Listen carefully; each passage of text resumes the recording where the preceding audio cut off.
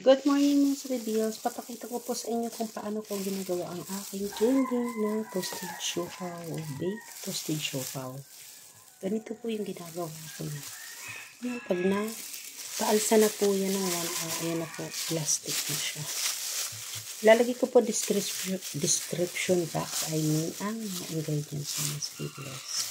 Ito, papakita ko lang po sa inyo pag napaalsa na po yan ng 30 minutes to 45 minutes. Ganito na po siya. Titimbangin po siya ng 37 grams. Titimbang po tayo ng 37. Titimbangin po yung timbangan natin. Mas maganda po yung 37 grams.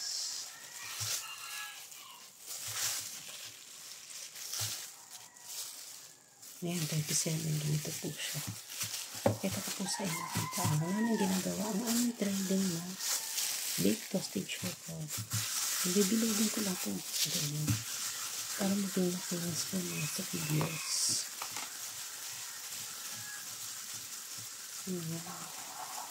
Trending sa amin dito sa Bataan sa videos. Ganito na po siya.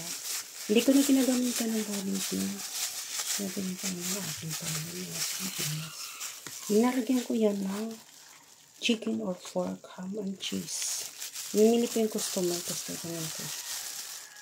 Chicken asado po yung aking ipapalaman. Palalakarin ko lang po siya ng sibil. Lalagyan ko siya ng eating cheese para yung tissues. Tsaka nilagang itlog. Ayan, ganyan po siya ginagawa. Mga sa kaibiras.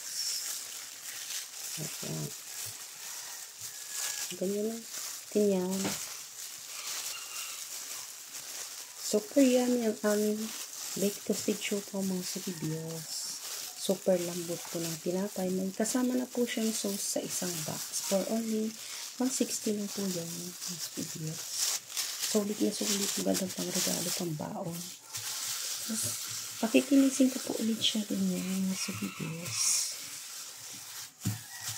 Ayan na po siya ganyan.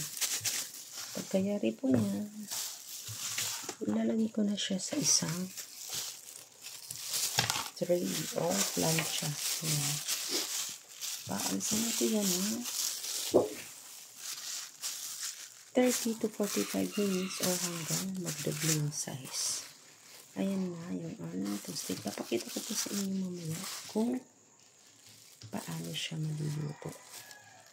Super yummy, malambot ang tinapay mga sa Reveals. Ayan na yung aming trending na toasted siopaw. Papaalsahin lang po yan ng 30 to 1 hour hanggang madoble yung size at saka ibibig po siya ng 12 minutes. Papahiran po siya ng igwa sa ibabaw para magarating na. Pagkaluto po niya, papahiran ng melted butter para mas laging or lalong delicious. Ayan na yung aming trending na toasted siopaw. Follow for more videos. Bye-bye.